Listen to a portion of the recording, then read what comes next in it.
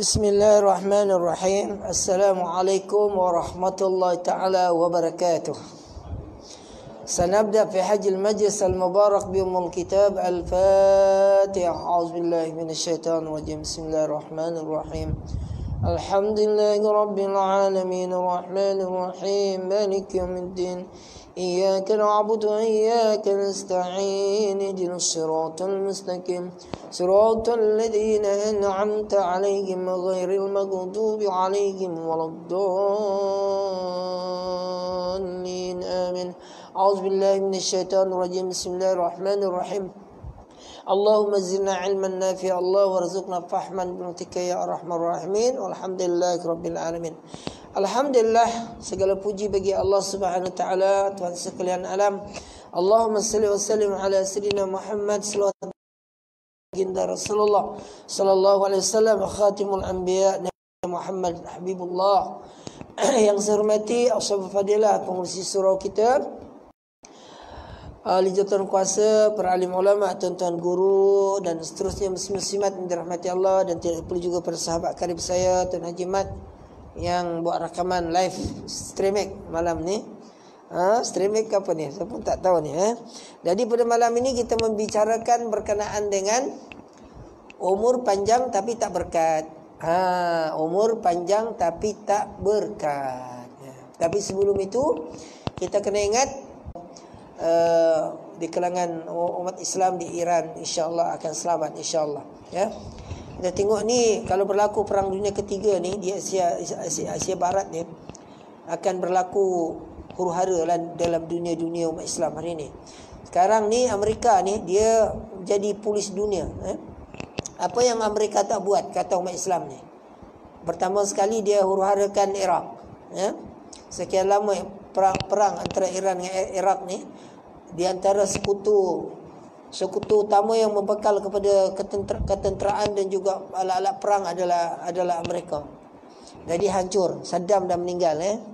Kemudian apa yang berlaku lagi? Dia kacau lagi Libya. Dua negara ni ditakuti satu ketika dulu, Iraq dengan Gaddafi sebagai presiden, kemudian Saddam Hussein. Tengok apa yang terjadi pada Libya, habis huru-hara.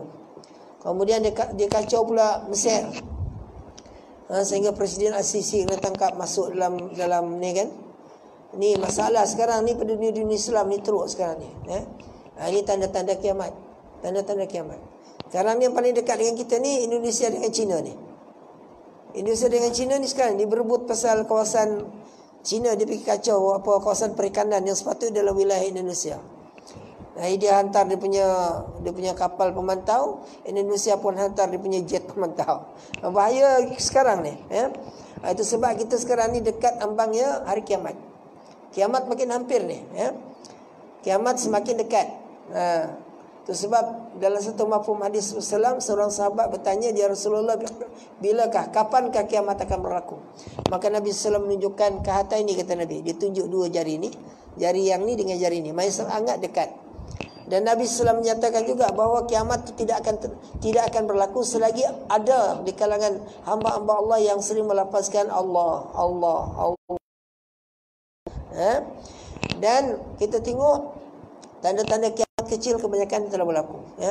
Apa tanda-tanda kiamat kecil? Di antaranya berluasanya kezaliman, berluasanya kemaksiatan, perzinaan terang-terang. Seorang anak akan menjadikan ibu dia jadi hamba dia. Tengok, mak yang melahirkan dia, bila dia kahwin nanti jadikan ibu jadi hamba dia. Ibu tu jaga anak dia. Ibu tu lah yang basuh lampin. Ibu tu lah itu ini. Anak dia bekerja, jadi hamba pula ibu dia. Dalam ibu dia sengsara membesarkan dia dulu, dia bebankan lagi anak dia, cucu kepada mak dia, kan? Kemudian kita tengok pemimpin melakukan kezaliman kepada rakyat. Ini di antara tanda-tanda, ya. Dan yang jahil memimpin orang yang cerdik. Orang-orang jahil agama ni akan menjadi pemimpin. Haru biru, tanda-tanda kiamat besar lagi lah akan dinantikan, nauzubillah. Di antaranya lahirnya dua makhluk yang bernama Ya'juj dan Ma'juj ni, yang melakukan kerusakan di bumi. Lahirnya Dajjal, turunnya Dajjal ni. Yang dahsyat Dajjal ni, Allah Kalau kita tengok dalam hadis-hadis berkaitan dengan Dajjal ni dia mata satu. Mata sebelah buta, mata sebelah lagi terbujur keluar. Ada yang menyatakan Dajjal ni adalah hasil daripada perzinaan. Daripada dua adik-beradik, daripada bangsa yang keturunan Yahudi. Dan Dajjal akan muncul dekat ambang hari kiamat tu menyesatkan manusia, menyesatkan umat baginda Rasulullah sallallahu alaihi wasallam. Diceritakan Dajjal ni bila dia menghembuskan nafas dia tercium bau minal masyriq ila maghrib. Dan apabila Dajjal ini melangkah, gegaran bumi ini terasa. Dajjal ni akan masuk di perkampungan-perkampungan, dan apabila sampai di kampung tersebut, rumput-rumput ataupun kayu-kayu yang dipijak akan terbakar. Dajjal punya dahsyat. Dan Dajjal ni apabila dia berhadapan dengan manusia, dia akan kata, siapa aku, dia kata. Kalau siapa yang tidak mengaku Dajjal sebagai Tuhan, maka siapa yang jadi pengikut Dajjal ni, dia akan cop dekat belakang dia, kafir. Nauzubillah. Dan Dajjal ni muncul ni, Dajjal ni menyesatkan manusia, khusus umat baginda Rasulullah. Dan ada dua tempat tidak dimasuki oleh Dajjal. Iaitu yang pertama sekali Makkahul Mukarramah dan Madinatul Munawwarah, kan itu ada jasad baginda Rasulullah sallallahu alaihi wasallam. Dan Dajjal ni akan muncul dekat ambang hari kiamat. Sebab tu kita sebagai hamba Allah Taala ni nak mengelak daripada fitnah Dajjal ni, ada takris pada hadis terjadi para ulama hadis menyatakan bahawa amalkan surah Al-Kahfi, khususnya 10 yang awal dan 10 yang terakhir. Baca surah Al-Kahfi itu adalah mengelak daripada fitnah Dajjal, dan kita kena berdoa, Allahumma inna na'udzubika min azabil qabr wa fitnatul masiihud dajjal. Kita minta kepada Allah Taala supaya terhindar daripada fitnah kubur dan fitnah Dajjal. Dan di antara tanda-tanda kiamat lagi yang akhir ialah turunnya Isa bin Maryam untuk membunuh Dajjal ni. Dan di antara tanda-tanda kiamat lagi, bila mana Allah SWT terbitkan matahari di sebelah barat, terbenam sebelah timur. Sekarang ni timur barat kan. Sekarang Allah terbitkan matahari daripada barat, terbenam sebelah timur. Dan di antara tanda-tanda kiamat lagi, tidak akan berlaku kiamat tu sehinggalah sungai Dajjal dan sungai Furat akan mengeluarkan lahar. Lahar ni ialah minyak. Dari sungai Furat dan sungai Dajjal ni yang berada di sempadan Iraq dengan Iran. Dan perbelahan sekarang ni yang mereka nak belah sangat ni ialah perbelahan politik dari segi merebut hasil-hasil minyak ni. Maka dalam keadaan semikian akan bermandilah darah akan keluar, darah di lahar daripada sungai Furat dan Dajjal. Mana itu adalah menunjukkan akan bertumpu-tumpu manusia nak berebut tempat tu. Itulah keluarnya minyak. Dan di antara lagi tanda-tanda kiamat ni ialah bila mana dunia ni akan dihimpit. Mana dunia ni akan dihimpit daripada timur ke barat, dia akan pecah. Dia akan Melayu apa? Dunia ni timur dan barat ni dia akan berlaku kerusakan pada bumi ni. Maknanya bermula daripada timur, barat, kemudian akan himpit. Dia akan rosak akan rusak. Dan dinyatakan bahawa paksi bagi bumi ini adalah Kaabah. Paksi bagi bumi adalah Kaabah. Dan diceritakan satu hadis Rasulullah SAW, dia kata akan berlaku paksi kepada kerusakan alam ini. Dia kata bila mana seorang hamba Allah Ta'ala ni pergi mengerjakan umrah. Dia pergi mengerjakan umrah dan tinggi dia seperas dengan Kaabah. Badan dia tinggi lampai, kemudian warna kulit dia hitam, dan di sandang beg dia ada buat tukul. Maka dia mengerjakan dan dia tawaf di Kaabah tu, dia tawaf, kemudian dia pergi solat 2 rakaat di belakang Hijr Ismail. Kemudian selesai dia solat sunat, dia pergi ke 4 penjuru Kaabah, dia akan tukul 4 penjuru Kaabah tu, maka di situlah paksi kerusakan kepada alam ini adalah di situ. Para jemaah yang dirahmati Allah sekalian, maka kita muhasabah diri muhasabah diri dekat kiamat ni. Jadi bukan lagi masa kita nak kumpul dunia ni. Kumpul sikit-sikit lah. Cukup makan apa yang kita makan bayar. Baik. Apa yang kita makan tu je lah kita makan. Jangan lagi kaut habuan-habuan dunia banyak sangat. Sekarang ni kita kena fikir akhirat. Fikir akhirat ni, fikir kubur, fikir mati. Apa bekalan kita bertemu dengan Allah SWT. Jadi Kita kembali kepada tajuk perbincangan kita, ialah umur panjang tapi tak berkat. Umur panjang tapi tak berkat. Allah Subhanahu wa taala berfirman dalam suratul Asr, Bismillahirrahmanirrahim, wal 'ashr innal insana lafi khusr illa alladhina amanu wa 'amilus solihat wa tawassaw bil haqq wa tawassaw bis sabr. Shadaqallahul adzim. Allah Subhanahu wa taala bersumpah dengan demi masa, kata Allah, sesungguhnya seluruh manusia, melainkan manusia yang tidak rugi yang pertama sekali orang yang beriman. Alhamdulillah kita semua beriman. Jadi ustaz pun dulu tidak beriman. Ustaz daripada agama Kristian masuk Islam.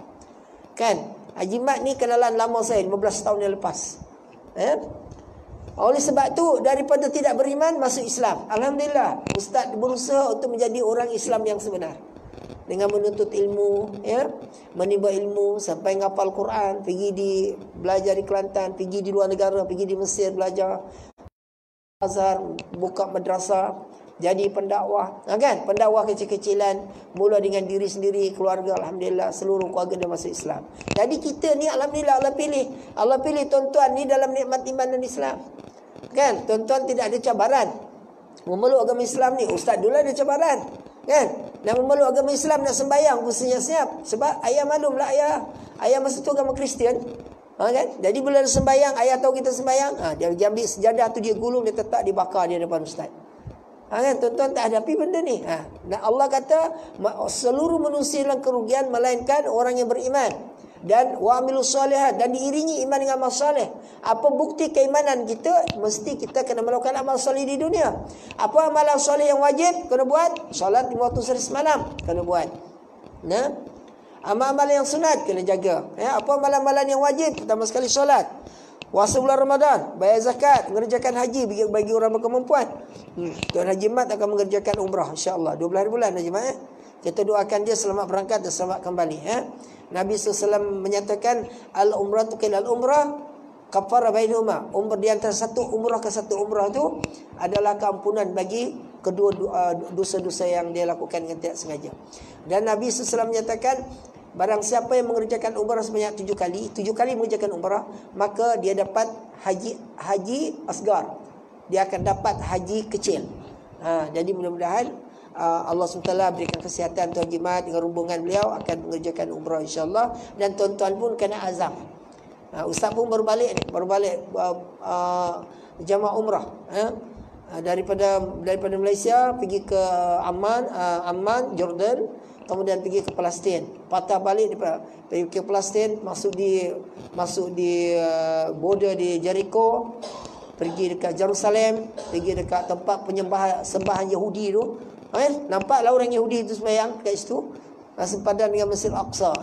Masjid Al-Aqsa tu sebenarnya bukan yang kuning tu Haji Mat. Masjid Al-Aqsa yang sebenarnya yang warna kelabu tu. Masjid kuning tu kalau waktu subuh dia tak buka. Dia maghrib dengan isyak. Jadi sembahyang Masjid Al-Aqsa tu sebenarnya yang sebelah kanan yang kelabu tu. Lepas tu pergi patah balik ke Amman, baru masuk ke Mekah Madinah.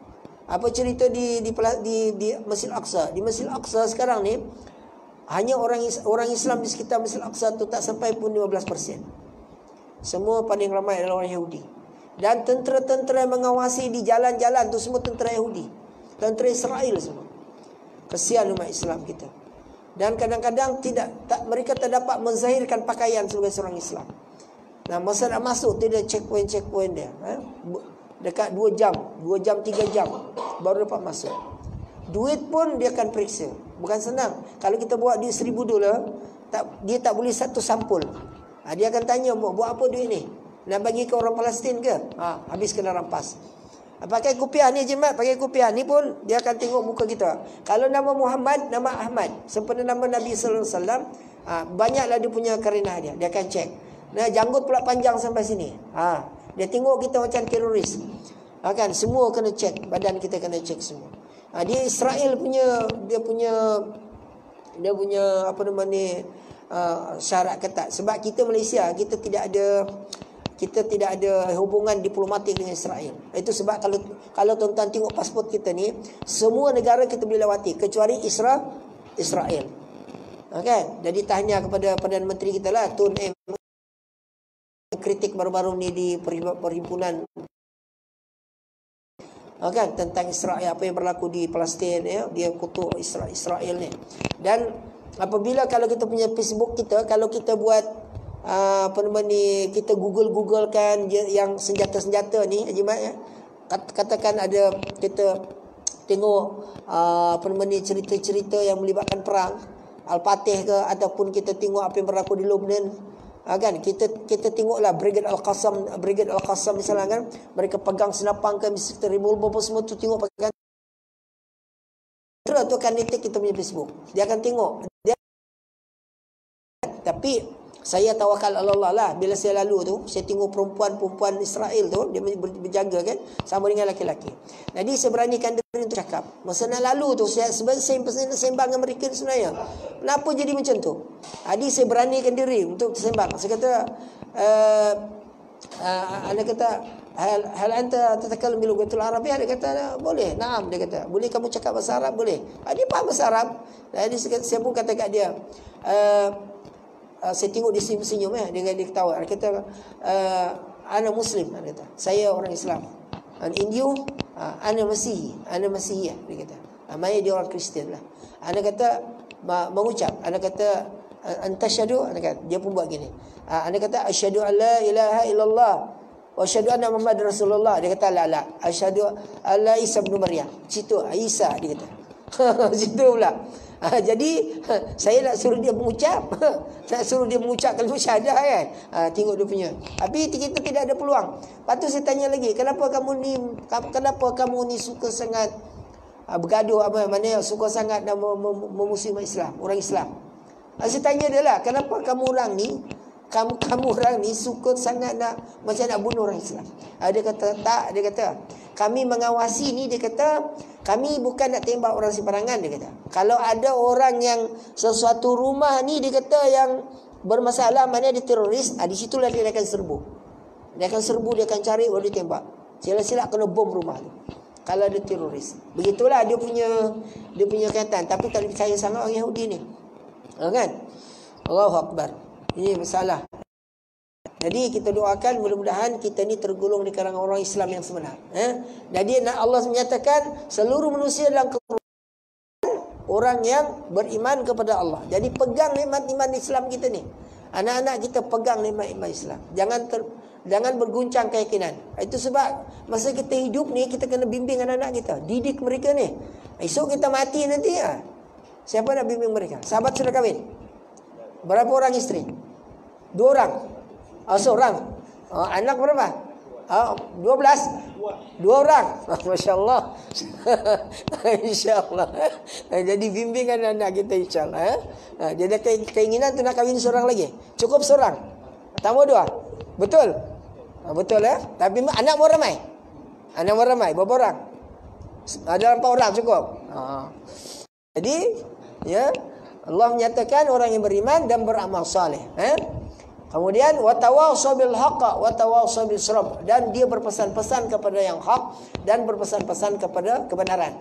Jadi program keagamaan macam ni, siapa yang datang, yang jauh, yang dekat, kan? Ustaz-ustaz yang IJK suruh jemput yang dekat, yang jauh ni, adik tuan-tuan kena ikramlah. Ni ustaz memberi nasihat, bawa hadiah Quran, bawa apa namanya mutiara-mutiara kata-kata ulama dan sebagainya, kan? Jadi tuan-tuan pun dapat ilmu.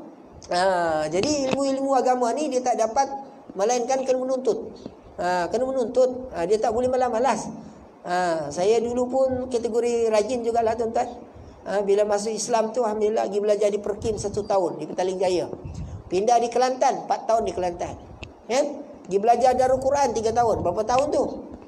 Setahun, 4 tahun, 5 tahun, 3 tahun, 8 tahun. Sambung di Mesir 4 tahun. Berapa tahun? 12 tahun. Sambung master lagi 3 tahun. Berapa tahun? 15 tahun, kan? Nak sambung PhD lagi, kan?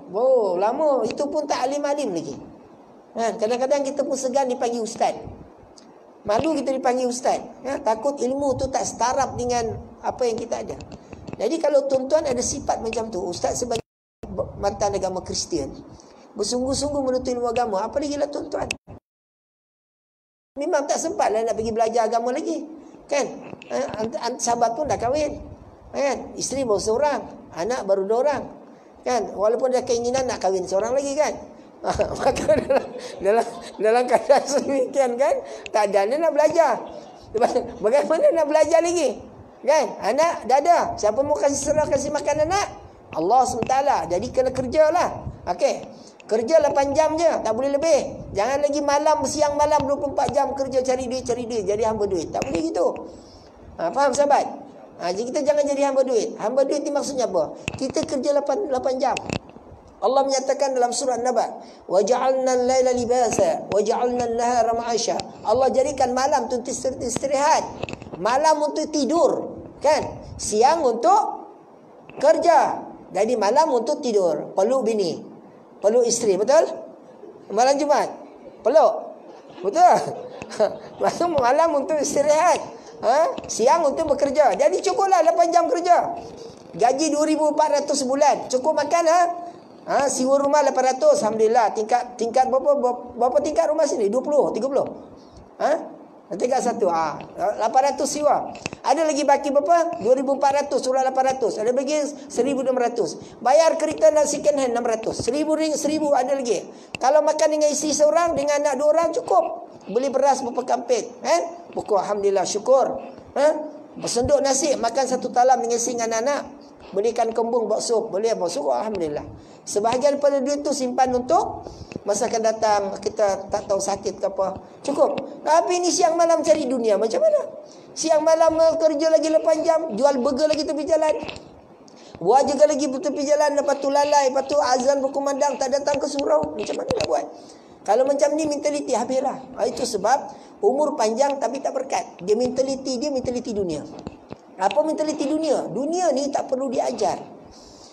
Naluri kita sebagai manusia ni, dunia ni sebenarnya tak perlu diajar. Tapi buat akhirat, kita kena ajar. Kita kena usaha untuk akhirat. Kita kena fikir benda ni. Kan? Jadi masing-masing kita ada tanggungjawab. Kan? Kalau tak cukup dengan dunia, tak cukup. Sikit-sikit je kilang je. Syukur walaupun berkelil. Bersyukur walaupun sedikit. Kan? Yang sedikit itulah barakah. Keberkatan. Kita nak kehidupan kita ni umur panjang tapi berakah. Nabi menyatakan khairun nas anfa'uhum linnas. Kalau kita ni nak jadi manusia yang diberkati kehidupan kita, manusia kata Nabi sebaik-baik manusia adalah manusia yang mendatangkan manfaat kepada orang lain. Mendatangkan manfaat kepada orang lain. Duduk dekat kawasan di Surau Munawwarah, tengok kiri kanan semua bangunan ni. Kan? Kita tak tahu berapa ramai orang Islam duduk kat sini. Tapi datang ke surau penuh dengan sahabat-sahabat pada Bangladesh. Apa cerita? Kan? Kita orang tempatan sendiri tak mengimarahkan macam mana? Kan? Tak kira lah daripada mana pun. Tapi mana orang tempatan kena imarahkan surau ni. Jangan biarkan surau ni lengang. Ini balik-balik muka Haji Mat. Kan? Muka Haji Mat, muka kawan-kawan. Muka yang lain bagaimana? Surau ni bukan milik Haji Mat seorang. Surau ni milik kamu orang semua. Milik umat Islam. Siapa nak mengimarahkan surau ni? Kita lah. Siapa nak khidmat kepada surau ni? Nak kipas ni, tengok kotor apa semua kan? Ada gotong royong ni kapit apa semua ni. Jadi khairun nas anfa'uhum linnas. Sebaik-baik manusia bertakwa dapat kepada orang lain. Jadi bila kita berkumpul di surau, sinilah kita kenal. Saya mengenali Haji Mat dulu. Dia orang Kelantan. Kerja kat JPN, pegawai di JPN. Alhamdulillah dah pincin, alhamdulillah. Nampak muda lagi, alhamdulillah. Kan? Boleh kahwin seorang lagi saya. Kak dia orang. Maka dalam keadaan semikian, kita kena satu mendapat orang lain. Ni Haji Mat dia buat rakaman malam ni. Mungkin ada orang tengok live. Dia dapat pahala, ustaz dapat pahala. Kan? Maka dalam keadaan semikian, manusia yang mendatangkan manfaat kepada orang lain. Tuan-tuan datang ke surau, bil elektrik melambung. Ustaz yang datang sering berganti, yang muda, yang tua, yang dekat, yang jauh. Kan? Jadi korang berdari surau pun senyum-senyum bagi dekat ustaz yang berceramah. Ustaz-ustaz pun tak pernah letak harga. Kan? Tanya Haji Mat, berapa tahun saya kenal dengan beliau? Tanya peribadi, secara peribadi. Ada tak Ustaz Farhan atau ustaz-ustaz lain yang meletakkan harga bayaran, memaksa jemaah untuk bayar masuk dalam tabung? Tak ada. Kan? Ustaz pun dia manusia juga. Dia ada isteri, dia ada anak. Kan? Datang daripada Sabah naik belon, takkan bagi RM10. Apa barang bagi RM10? Kan? Ustaz naik belon dari Sabah bagi RM10 dalam sampul. Kan? Ni kadang-kadang mentaliti kita kalau buat akhirat ni kadang-kadang ya Allah. Ustaz buka sekolah tahfiz kan. Ada ibu bapa yang datang. Dia kata, Ustaz, dia kata, Inilah Assalamualaikum. Ada khusus lagi di sekolah tapi Ustaz kata ada. Ini adalah anak sini mau saya kasih daftar ni mau jadi ulama ni. Saya kata alhamdulillah syukur. Tapi yang datang tu dia tak pakai tudung. Saya pun tunduk gini terbuka gini tunduk kan. Kalau saya terpandangan hilang satu susuk Quran. Kan. Tak apalah kan insya-Allah doa-doa kita kan. Jadi makan langkah demikian. Tapi inilah ni ustaz dia kata anak sini sudah jadi kena buang di sekolah. Dia kata jadi geng ikan bilis pula. Oh bahaya kan. Anak dia jadi macam tu baru nak takut sekolah tapis. Tapi tak apalah dia fikir. Dia ada fikir. Jadi biarlah sesuatu benda yang diri kita ni mendatangkan manfaat orang lain. Datang ke surau ni, baik bawa duit RM10, tabung beridar, letak dekat situ. Kan? Keberkatan tu rezeki tu. Di antara keberkatan dia. Bukan ustaz nak suruh orang lain. Ustaz sendiri pun buat. Kan? Saya buat di sekolah. Saya buat di madrasah. Setiap kali bulan Ramadan, hari raya haji ke program-program di madrasah, kita panggil orang non-muslim. Hatta kurban, daging kurban. Haji Mat selalu bantu saya dalam kurban. Orang yang saudara baru, dia datang ke mengambil daging kurban. Mereka ni masuk Islam lah saudara baru. Baik, dia bawa daging tu balik ke rumah dia. Telefon ke ustaz. Dia kata, "Ustaz, boleh tak saya punya abang, adik saya perempuan makan sup tulang daging kurban?" Saya kata boleh. Kalau ada segelintir kalau ustaz disyadid bab hukum, tapi ustaz punya pandangan bab dakwah. Ustaz terlibat kerja dakwah. Kan? Kalau tanya pada ustaz ahli fiqh, dia kata, mana boleh? Haram. Tak boleh. Tapi pandangan ustaz dakwah.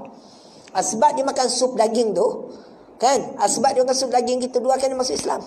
Kan? Jadi saya kata boleh. Alasan saya dalam bab fiqh ialah dia bukan sahibul kurban. Haji Mat bagi duit kat saya, dia dah buat kurban ke madrasah di Sabah. Contoh Haji Mat dia ambil 7 bahagian. Dia, isteri dia, anak dia sempurna. Kan? Maka saya pun sembelih daging kurban. Maka saya bagi orang-orang fakir miskin makan, saudara baru. Dia bawa balik rumah. Dia bagi makan dekat adik dia non-muslim. Boleh. Sebab dia tadi ni bukan sahibul kurban. Sahibul kurban maknanya tuan kurban Haji Mat. Kalau Haji Mat yang berkurban, dia bagi terus kepada orang non-muslim bukan Islam, itu tak boleh hukum dia. Tapi Haji Mat bagi kepada orang Islam saudara baru, mewakilkan kepada ustaz, dia bawa balik tulang tu, dia buat sup. Adik-beradik dia non-muslim makan sup tu, hukum dia adalah harus, boleh. Tengok, saya kata boleh, alhamdulillah. Kali tahun pertama, kali tahun kedua, dia makan sup lagi. Kali tahun ketiga, saya kata kepada dia, asyik makan sup tulang bila mau masuk Islam. Bila masuk Islam, asyik makan daging kurban bila masuk Islam. Sebab tu sahabat seluruh ziarah kan beritahu kepada dia tentang akidah Islam ni macam ni. Alhamdulillah, masuk Islam orang yang makan sup kurban tadi. Simple punya lah kan. Jadi itu dikatakan khairun nas anfa'un linnas, manusia mendatangkan manfaat orang lain. Maka dalam keadaan semikian, daging kurban yang diberi tadi itu mendatangkan manfaat orang lain. Begitu juga tuan-tuan nak masuk tabung tu. Apa tujuan tuan-tuan nak masuk tabung surau ni? Saya tuan-tuan datang sembahyang berjemaah, mengimarahkan surau kan. Jadi masukkan duit dalam tabung. Tujuan apa tu? Nak bayar elektrik, nak bayar air, nak bayar sagu hati penceramah. Tapi janganlah bakhil kedekut. Kan beridar tabung, bawa RM1, bawa 50 sen. Kan? Ini akhirat punya fikir ni sikit. Kan? Bak dunia kita kadang-kadang ialah kedekut sikit. Tapi bukan kat sini. InsyaAllah orang si pemurah. InsyaAllah. Jadi tuan-tuan dan rahmati Allah Ta'ala, biar kita ni umur kita panjang tapi berkat. Nabi SAW menyatakan, khairun nas man tuala umuru wa khairu amaluhu. Sebaik-baik manusia kata Nabi, manusia yang Allah nugerahkan dia panjang umur tapi amal dia baik. Amal dia baik, masya-Allah. Wa syarrun nas kata Nabi, dan sehudu-hudu manusia yang Allah panjangkan umur dia tapi buruk pula amalan dia. Nauzubillah min zalik. Jadi apa yang kita nakkan keberkatan dalam kehidupan kita? Pertama sekali, kita kena jaga solat 5 waktu sehari semalam. Baru ada keberkatan. Tengok, lepas subuh semayang, okey, dah berdoa dah. Imam berdoa atau kita berdoa, Allahumma rabbana atina fid dunya hasanah wa fil akhirati hasanah wa qina adzabannar. Kita berdoa kan? Kalau kita tak dan sembahyang ke surau, sembahyang berjemaah dengan isteri. Kan? Jadi kita berdoa. Berdoa kepada Allah Ta'ala, minta kebaikan di akhirat. Isteri di belakang mengaminkan. Amin, amin. Lepas tu berdoa lagi, ya Allah, Engkau berikan aku rezeki yang halal ya Allah. Kau tambahkan rezeki ya Allah. Isteri di belakang mengamin. Amin, amin kata isteri. Kan? Kita minta kepada Allah Ta'ala. Itu sebab bila kita minta kepada Allah Ta'ala, Allah makbulkan dengan sifat kita yang menjaga agama. Allah murahkan rezeki. Allah lipat kali ganda rezeki tu. Kalau rezeki kita sikit pun ada keberkatan. RM100 tuan-tuan. Tuan-tuan pergilah dekat e-konsep ke di mana-mana kan. Pergi dekat pasar tu kan. RM100 ni banyak beli ya. Beli ajinomoto, beli garam, beli sudu, beli pinggan, beli sayur, beli bawang, beli cili. Semua dapat. Ada lagi baki RM30. 70 dah habis. Banyak barang dalam troli. Itu menunjukkan ada keberkatan. Tapi kalau tak ada berkat, pergi dekat pasar. Azan maghrib berkumandang. Pusing punya pusing hujan. Membeli barang lagi di pasar. Tengok azan dah berkumandang. Mau habis luput maghrib. RM100. Pusing punya pusing. 1 jam 2 jam. Sikit. Mana suruh duit ni? Itu menunjukkan tak ada keberkatan. Sebab melanggar waktu solat. Itu punca dia. Itu sebab tu kita ni pada jalan dirahmati Allah kena ada keberkatan dalam mencari rezeki. Begitu juga umur kita. Merapatkan umur kita ni dalam ridha Allah Ta'ala. Kan? Tuan umur berapa sekarang? Muda lagi. Ni sahabat ni? 48? 28? Masih muda lagi. Sudah kahwin? Anak berapa orang? Baru sekarang, insyaAllah. Alhamdulillah. Jadi umur kita ni akan meningkat. Dan ini nak akan keberkatan umur kita dalam sentera ridha Allah Ta'ala. Kita lakukan suruhan agama. Yang pertama, solat. Orang yang menjaga solat ni banyak kelebihan dia. Kalau kita tengok dalam kitab-kitab targhib, orang yang menjaga solat, ya, Nabi menyatakan man solat subuh fil jamaah. Siapa yang solat subuh berjamaah, ajru kana yusallu kulli lailah. Pahala dia macam seolah-olah dia qiyamul lail seluruh malam. Pahala sembahyang subuh je tu tengok. Antara mustajabnya doa adalah doa waktu subuh. Nabi menyatakan isyak pula, man solat isyak fi jamaah, ajru kana yusallu nisfu minal lail. Siapa yang solat isyak berjemaah, seolah-olah dia qiyamul lail 1/2 malam. Tengok fadilat dia. Orang yang menjaga solat ni, Allah SWT berikan 15 kelebihan. Dan Allah SWT beri ancaman 15 perkara kepada orang yang meninggalkan solat, mencuai-cuaikan solat.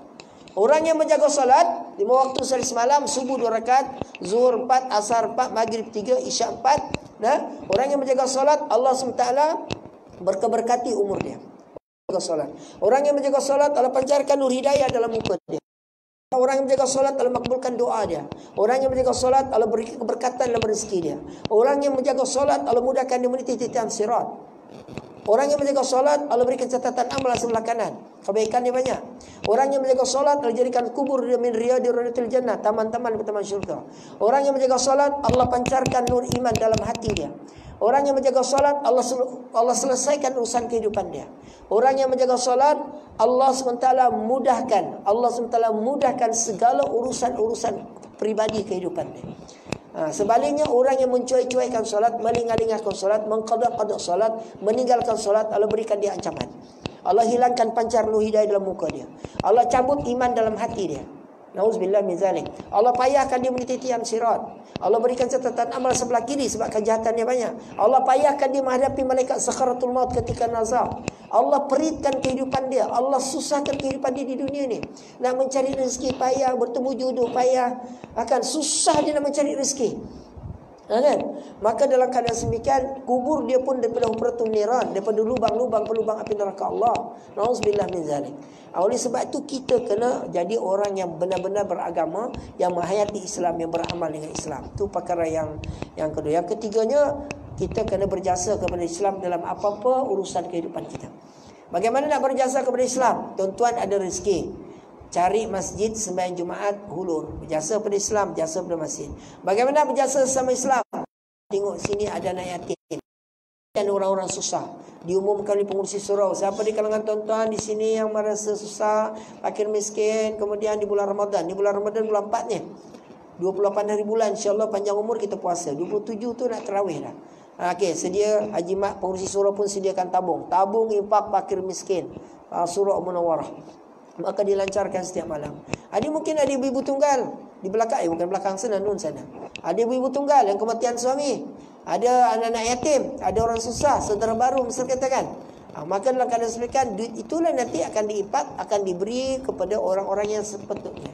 Tak perlu kita menunggu-nunggu zakat lagi daripada pusat zakat. Nah, prosedur pun memang payah. Kadang-kadang susah prosedur dia. Sekarang ni memang payah. Prosedur banyaklah dia punya aturan-aturan dia. Jadi mulakan dengan diri kita sendiri. Itu sebab kalau di madrasah tu, alhamdulillah, bila mana ada orang-orang yang menyumbang, kita pun pergi direct kepada orang yang nak berikan sumbangan, makanan-makanan asas dan sebagainya. Bagaimana kita nak berjasa berkat pada isteri pula? Isteri ni kena jaga elok. Isteri kita kena jaga elok. Bawa dalam suasana baik solehah. Bimbing didik isteri. Melainkan kalau isteri tak nak dibimbing lah. Kalau isteri tak nak dibimbing, tu lain lah. Kalau isteri ni jenis bengis, isteri kita ni jenis tak susah nak bimbing, itu serah pada Allah Ta'ala. Kisah Nabi Nuh AS, kisah-kisah para Nabi dah membuktikan bahawa ada di kalangan isteri para Nabi pun yang tidak solehah. Ini yang penting, kita keberkatan dalam rumah tangga, bimbing isteri dengan baik, didik isteri dengan anak kita dengan baik dalam berita Allah Ta'ala. Bagaimana nak buat? Wujudkan suasana sembahyang, suasana makan berjemaah, makan talam sunnah. Wujudkan ta'lim taklum dalam rumah, wujudkan bacaan Al-Quran dalam rumah. Wujudkan suasana baik salihah dalam rumah tangga kita. Jangan jadikan rumah kita tu jadi macam gelap je, tak ada cahaya, sebab tak diwujudkan suasana amalan. Keharmonian rumah tangga pun kena jaga juga. Bagaimana nak harmonikan suami isteri, nak keberkatan suami isteri? Isteri kena senyum kepada suami. Kak, sering senyum kepada suami. Senyum ikhlas. Yang suami pun senyum pada isteri. Pandang muka isteri tu, senyum kata, I love you yang sayang ni cantik lah. Puji isteri kan. Maafkan abang yang senyum dekat isteri. Boleh buat malam ni. Sebelum tidur pegang muka isteri. Bang, tengok Ustaz, sebelum tidur sekarang balik rumah, pegang muka isteri tu sebelum tidur kan. Yang I love you, miss you yang cakap dekat dia kan. Sayang cantik lah, comel lah, kan. Jadi isteri pun maafkan abang ya kalau abang tersilap apa-apa ya. Dia pun kata, abang pun handsome bang. Tapi jangan cari lain ya, cukup saya seorang saja ya. Kan.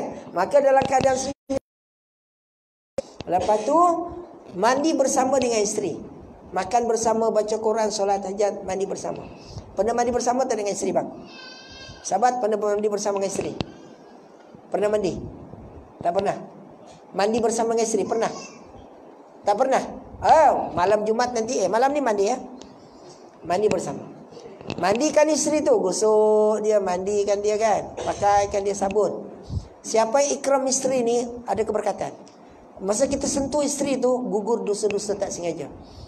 Bapa ni mandikan isteri, lap dia kan, pakaikan dia sabun. Suami pun macam tu juga. Isteri di belakang sana, mandikan suami malam Jumat ya. Tapi jangan telanjang, malaikat rahmat tak masuk. Isteri ni kalau kita jaga dia elok, insya-Allah dia akan jadi baik. Apa keperluan isteri yang kita nak? Pertama sekali kita nak isteri kita khidmat dengan kita kan. Khidmat kita yang terbaik. Dia masak, dia jaga anak kita, dia servis rumah kita, dia jaga rumah kita kan. Tilam kita dalam keadaan tidak bersepah, kan. Kita pun tenteram, wangi bilik kita kan, harum semerbak kan. Tapi kalau tak dijaga dengan baik isteri, kita tengok muka isteri kita pun merasa nak menyampah. Sebab dia tak senyum, dia tak mesra kan. Tengok muka pun bengis kan. Jadi suami ni dia akan jadi lain-lain. Dari situ tidak ada keberkatan. Jadi kalau kita tengok muka isteri kita ni dengan penuh kasih sayang. Ya Allah, comel isteri aku. Inilah yang Allah anugerahkan kita kan. Daripada ramai-ramai kita pilih anak dara yang kita jumpa kat pasar malam tu kan. Itulah jodoh kita kan. Itulah yang Allah berikan kita. Jadi syukurilah. Jadi kalau kita buat benda-benda ni ada keberkatan. Sembahyang berjemaah, duduk dalam taklim, kita buat suasana agama dalam rumah tangga kita. Begitu juga dari segi bab rezeki. Jangan kedekut. Yang abang ada duit sikitnya, saya ambil lah 200 ni yang saya buatlah apa yang patut. Kan? Jadi kita belikan hari jadi isteri, kita belikan dia apa? Belikan kek untuk dia. Suapkan mulut isteri. Isteri ni sangat baik tau. Isteri ni dia, kalau kita sayang kat isteri kita ni, Masya Allah, baik isteri kita ni. Jadi hari jadi dia potongkan kek, suapkan mulut dia. Hari pertunangan belikan dia rantai, berikan dia cincin. Suka tak kak kalau dia beli rantai? Rantai cincin sempena hari pertunangan, perkahwinan, hari jadi, seronok tak? Seronok kan? Nanti kan kita buat Jadi kalau kita bagi hadiah dekat isteri, suasana agama, kemudian kita jaga dia, kita basuh kain, lipat kain, sekali-sekala kita masak untuk isteri kita, Allah. Kalau masa tu kita nak kahwin seorang lagi, confirm dia akan sign. Dia akan sign borang terus. Kan? Sebab kita jaga permasalahatan dia. Tapi kalau isteri kita makin hamun, kita marah dia, kita jadikan dia kuli batang. Dia pun kerja, dia lah jaga anak, dia lah peluk kita, dia lah bantal kita, dia lah ni kan. Dia lah basuh pinggan, dia lah lipat kain, dia lah setrika, dia lah menyediakan makanan, dia lah yang buat susu malam-malam jam 3 pagi. Kita relax je berdengkur. Macam ikan buntal. Kan berdengkur. Berdengkur kan. Bertangga masak isteri bukan jaga anak, baca surat khabar misalnya, tengok TV dan sebagainya. Jadi situ tak ada keberkatan. Jadi di antara keberkatannya kita kena ubah benda tu supaya jadi baik, jadi elok. Barulah ada keberkatan. Dah masuk waktu je man. Lambatnya. Oh lambat betul. Kawan lapar, makanan masa ada makan luar tu. Ada kan nasi berani malam ni. Ni kena belanja Ustaz Suiko ni. Ada buat duit? Belanja Ustaz Gambok dekat sana. Boleh? Maka para jemaah yang dirahmati Allah, biar hidup kita ni panjang tapi ada keberkatan. Biar rezeki kita ada tapi berkat. Bagaimana nak wujudkan diri kita berkat ni? Ambil sentiasa sihat. Kita sentiasa sihat, tak payah nak jogging petang-petang tu. Exercise ni, jaga sembahyang je. Itu sebab saintis barat buat kajian tentang rukuk, sujud, tahiyat akhir. Situ semua dah Islam ni cantik supaya dapat exercise kita punya anggota tubuh badan. Tambah lagi dengan qiyamul lail. Exercise apa lagi? Exercise mulut, baca Quran. Buyang mulut. Exercise mata apa lagi? Kita tengok huruf. Exercise lah betul. Kan cantik di Islam ni sebenarnya. Kan? Baik. Itu. Kemudian ingat mati. Bila kita sering ingat mati, kenikmatan dunia ni akan hilang. Itu sebab kata Imam Ghazali rahmatullah alaih, dunia ni jangan letak di tangan, kalau terlepas kita menangis. Kan? Dunia ni letak di tangan, kalau terlepas pun kita tak menangis. Tapi kalau bab akhirat, kita kena letak di hati. Bab akhirat kena letak di hati. Sebab itulah kecintaan kita kepada Allah SWT, persudahan kita. Semuanya kita tinggal nanti ni. Bila mati, kalau takdir kita mati, ada wasiat tak? Ada siapa yang ada wasiat kepada keluarga? Motor kita di mana kita simpan geran, rumah di mana SMP kita simpan, duit dalam bank kita, kad ATM. Kad ATM kita ni, kan? Apa ni kad ATM? Ni kad ATM kan? Kad ATM kan? Jadi ujung bulan kita cucuk duit Kita cucuk duit. Nombor PIN ni kita beritahu tak dekat isteri? Ada beritahu tak dekat isteri? Ustaz beritahu dekat isteri Ustaz. Kalau takdir abang meninggal, nanti nombor PIN dia. Walaupun duit dalam ni tinggal RM900. Kan? Jadi cucuklah. Dia boleh ambil duit tu sebab kita beritahu PIN. Takdir nauzubillah kita keluar nanti karang, bawa motor accident mati. Ya tak pernah wasiatkan isi. Mana simpan duit kita nombor PIN, mana simpan motor kereta, mana simpan rumah. Kita tak tahu. Mati tu kena bagi wasiat. Jangan biarkan isteri kita meraba-raba. Jadi segala apa yang ada kita jangan lupa mati. Ingat mati. Jadi bila kita ingat mati, kelazatan dunia akan tidak ada. Dan mudah kita untuk melakukan amal saleh. Jadi saya rasa sekadar itu saja. Mudah-mudahan ada manfaatnya. Jadi esok Ustaz akan balik ni. Dan Ustaz ada program sedikit pembinaan surau. Pembinaan surau di satu kampung ni, Kampung Pinilabu. Jadi orang Islam dia lebih kurang 60 orang. Dan kampung tu banyak gereja, 10 buah gereja, tapi satu surau pun tak ada. Sekarang ni lebih kurang 45% pembinaan. Dan masih lagi memerlukan dana untuk menyiapkan sebelum Ramadan. Sebelum Ramadan. Jadi di antara kegunaan duit ni adalah untuk beri makanan pekerja dan allowance pekerja dan beli barang-barang keperluan. Jadi tabung saya rasa minta tolong, kalau ada tabung tu dihulur-hulurkan sikit. Maknanya tuan-tuan boleh masukkan dalam tabung tu nanti. Simen pun mahal ni. Kalau di Semenanjung ni tak tahu berapa harga simen. Kalau simen di Sabah RM18.80. Sekarang dah naik. Satu lagi pasir pun mahal. Pasir pun satu sudu pun satu cekup pun dah berapa ratus. Jadi wine 16 besi tu pun dia timbang pakai kilo. Jadi mudah-mudahan kalau diizinkan Allah Ta'ala, kalau Haji Mat nanti ada ke lapangan, saya akan jemput beliau untuk perasmian surau tu nanti. bulan Ramadan, sebelum Ramadan insya-Allah. Adik mohon tuan-tuan lah untuk masukkan sedikit sumbangan. Jadi kalau malam ni seorang bagi RM10. Yang datang lebih kurang 500 orang ni, seorang RM10 dapat RM500. Dari RM500 tu boleh beli berapa simen dah, berapa pasir dah, kan? Jadi mudah-mudahan impak tuan-tuan selagi suruh tu digunakan untuk pembangunan, maka rezeki yang tuan-tuan sumbang di situ ada keberkatan. Mudah-mudahan Allah SWT berkati pertemuan kita. Yang baik datang daripada Allah, yang kurang tu urusan sendiri. InsyaAllah kesempatan akan datang kita akan bertemu lagi. Wabillahi taufiq wal hidayah. Assalamualaikum warahmatullahi taala wabarakatuh. Auzubillahi minasyaitonir rajim. Bismillahirrahmanirrahim. Allahumma ij'al hajman marhuma wa tabarrukan bari tabarrukan maksuma. Ya Allah, kau tambahkan, berkatilah perjumpaan kami pada malam berberkat ini ya Allah. Dan kau berkatilah perpisahan kami ya Allah. Ya Allah, kau panjangkan umur kami dan keberkatan ya Allah. Dan kau tambahkan rezeki kami dan keberkatan ya Allah. Ya Allah, berikan kesihatan kepada kami dan keberkatan-Mu ya Allah, dan sentiasa dalam ridha-Mu ya Allah. Kau istiqamahkanlah kami untuk melakukan amal soleh selagi kau berikan kami kesempatan menumpang hidup di dunia sementara ini ya Allah. Jadikan diri kami insan-insan yang soleh-solehah, dari kami suami yang soleh, jadi contoh teladan pada isteri anak kami belum beramal mahir tegamu ya Allah. Ya Allah, jadikan isteri kami isteri solehah, penyejuk mata kami dunia dan akhirat ya Allah. Jadikanlah anak-anak kami anak yang soleh-solehah ya Allah. Ya Allah, biarlah kami sembumbung dengan isteri dan anak kami di dunia, di akhirat nanti, biar kami duduk dalam sembumbung yang sama ya Allah. Ya Allah, bagi seluruh jemaah yang hadir malam ini ya Allah, bagi mereka yang di kalangan kami yang sakit, Engkau sembuhkan ya Allah. Bagi di kalangan kami yang susah, Engkau lepaskan dari kami kesusahan ya Allah. Bagi diri kami yang sempit rezeki ya Allah, Engkau luaskan rezeki kami. Dengan sebab kami mengipak, dengan sebab kami bersedekah ya Allah. Dan Engkau tambahkanlah rezeki kami sumber dari sangka-sangka, dengan jalan bersedekah, dengan jalan mengipak ya Allah. Allahumma rabbana zalamna anfusana wa illam taghfir lana wa tarhamna kunna minal khasirin. Allahumma rabbana atina fid dunya hasanah wa fil akhirati hasanah wa qina adzabannar. Alhamdulillahirabbil alamin. Taqabbalallahu minkum innal minkum